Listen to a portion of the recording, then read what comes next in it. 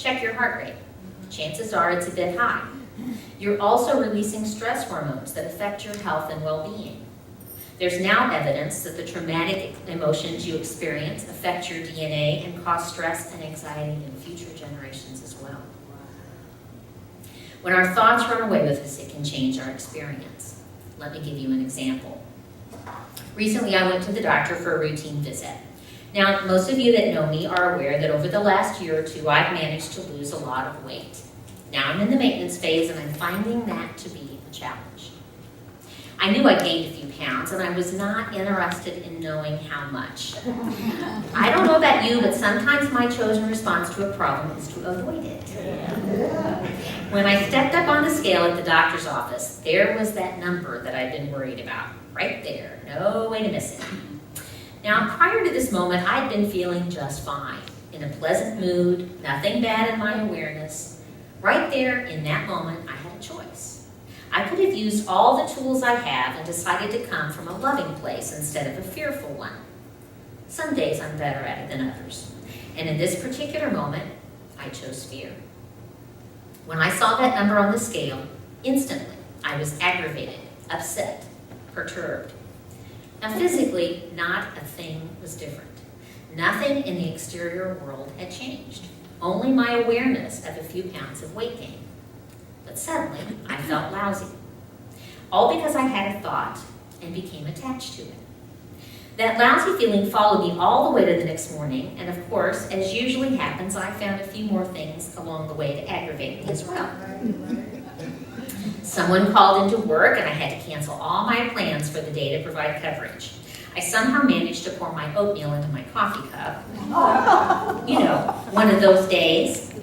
All because of a thought and a belief about the thought. Everything changed when I went to get some ice water and ran into another employee in the kitchen. Let's call her Julie. Instantly, my attitude got adjusted like magic. You see, Julie has a 36-year-old daughter that just got admitted to a nursing home because she is dying of cancer. That 36-year-old has two girls, 13 and 16, who are going to lose their mother very soon. Julie is going to lose her daughter and inherit those two teenagers and get to raise them during the time of her life she might have thought she would be retiring from such things. Suddenly, my few pounds seemed very unimportant. I decided to change the way I was thinking about that weight. You see, I was coming from a place of fear. What if I gain all the weight back? What if I can't find a way to exercise? And on and on. What would that thought look like if it came from love? Wow, Hickman, you've gained a few pounds. Then again, you lost 100. Chances are pretty good you might be able to lose a few pretty easily if you put your mind to it. Besides, those numbers on the scale don't mean anything about who you are. I also remembered to be a good friend to myself. If I was talking to a friend that was having fearful thoughts about weight gain, what would I say to them? You idiot, you better get on it, you're going to be fat again in no time. Of course not. I'd be loving and supportive and compassionate. Why is it that we are so hard on ourselves? Now, why is this so important? Does it really matter if I waste a few hours out of a lifetime worrying about my weight or feeling negative? I've decided that for me it does. I decided a few years ago that I wanted to have more positive moments than negative ones. For one thing, when I'm feeling good and feeling clear, I'm naturally more kind and compassionate to others because I'm not distracted by a lot of negative chatter. I saw a movie a while back entitled Beyond Belief. The movie is about two women who developed a friendship after their husbands were both killed in the 9/11 attacks. They decided to turn tragedy into something good, so they started raising money for widows in Afghanistan. They eventually traveled there to meet the women they were helping. It was a great movie, and this quote was from one of the women's uncle. There is a way in which each of us makes small choices every day.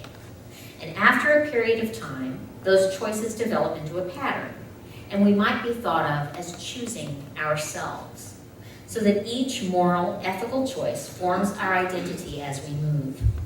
It seems to me that the terrorists that flew those planes into the building on September the 11th, they started making choices a long time ago, small ones, one day after another, until their choices took them so far from the center that flying a plane into a building seemed like the right thing to do. It's like any one of us. We choose our way into being ourselves. And I think that's what they did, the widows in this story. Between violence and love, they chose love. Between retribution and forgiveness, they chose forgiveness. Between death and life, they chose life.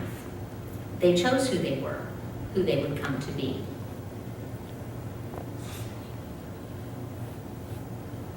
I've been feeling rushed lately, too many things to do and not sure how I'm going to manage them. Several times in the last few weeks, I've spoken curtly to someone or made an assumption about something and immediately felt badly about it.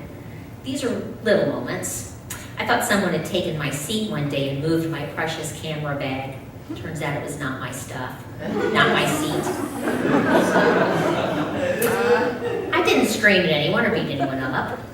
I just didn't handle it with consideration. I was asleep at the wheel. I recognize that is not who I want to be in the world. I choose to focus my attention on the good. And my personal belief, one that coincides nicely with Unity principles, is that since I am connected to all beings, what I focus on does matter. That energy or vibe that I put out affects everyone around me. Besides, I've always loved this quote by Herm Albright. A positive attitude may not solve all your problems, but it will annoy enough people to make it worth the effort.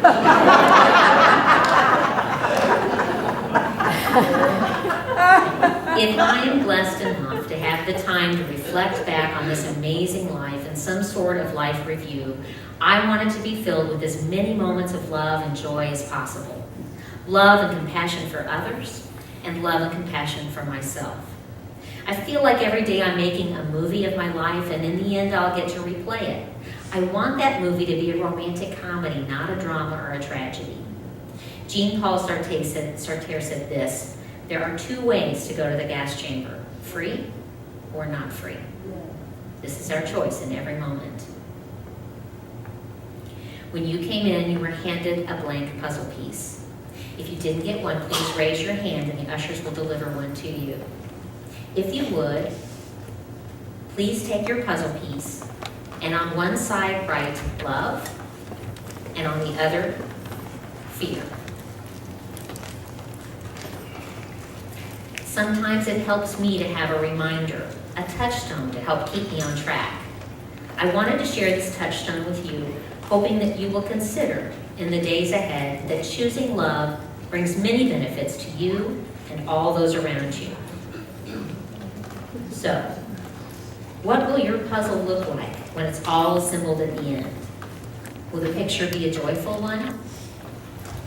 If all the people you've ever encountered, not just your loved ones, but each and every person you ever encountered, the grocery clerk, the neighbor's pesky kids, heaven forbid, your ex, showed up to say their goodbyes and they each brought a piece of the puzzle, what would it look like? It doesn't matter what the past held. Don't use this as just another reason to beat yourself up. Choose love in each moment, starting with this one. And remember to choose love for yourself, too.